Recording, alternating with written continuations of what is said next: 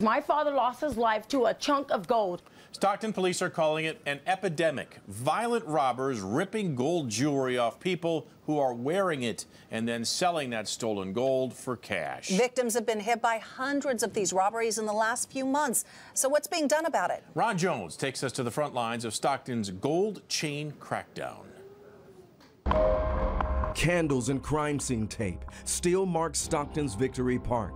That's sad. That just goes to show you never know. A reminder of a terror this community wishes never happened. 60-year-old Armando Pina, a cancer survivor, was on his daily walk September 17th when robbers shot him in broad daylight. The killers ripped the gold chain from his neck and snatched a beloved father and grandfather from his family. He was our heart. That's what he was. He was our heart. Rita Maria Pena spoke with her dad almost every day of her life. He was her best friend, a role model to friends and family. I just knew my whole world had ended. My father lost his life to a chunk of gold. Pena's is the first murder in a boom of gold chain robberies in Stockton. In 7 months, robbers have stolen almost 250 chains, more than one a day.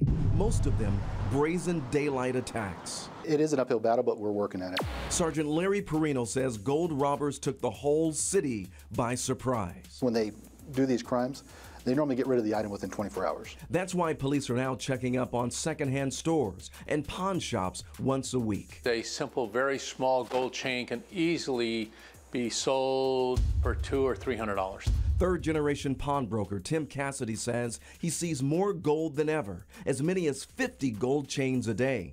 State law requires stores like his to document IDs and get the thumbprints of anyone selling gold. Cassidy says that's cut down on the number of criminals looking to cash in. Do we see it? I'm sure we do. Do we know about it? No. If we do, then we don't take it in. But with gold at near record highs, how many businesses are following the law? We decided to find out using these gold necklaces with broken clasps, just like many of the stolen ones. We visited 6 different Stockton stores to see who would buy under the table. No, I have to have an ID. Most want our producer's ID and fingerprint, but this mall jewelry vendor offers us cash, no questions asked. Would you do $40 for this? Telling us he'll resell it in his display. In less than an hour, we found it easy to get cash for what could be stolen gold, and that's what police want to stop. On this Thursday, detectives go undercover at the Stockton Flea Market. Okay, here we go. A parking lot full of vendors, and police are scoping out gold buyers. How many transactions have you done today? 2. This vendor doesn't know police have been watching her buy gold for hours. I have a feeling you've done more than 2 transactions today, so I'll give you another chance to tell me if you've done another transaction. Sure enough, she has. Police cite her for buying gold without checking ID or getting a fingerprint, a fine of several $100s.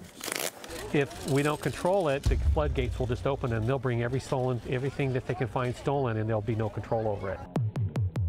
Police say if they can cut down on illegal sales in flea markets like this one, they can curb the number of gold chain robberies and even catch crooks red-handed. We're not going to stop crime completely, but this is one thing that we can cut way down. They hope families can eventually feel safe again in their own neighborhoods. And Rita's family will forever remember the impact of Armando's life, and they hope the memory of his brutal murder for a small gold chain can help mend their broken city. I'm hoping like hell I can save somebody else. These robberies continue, and police are asking people in Stockton not to wear gold jewelry or any other valuables in public, even in daylight. Now, police say if you must wear it, they're asking that you hide it underneath your clothing.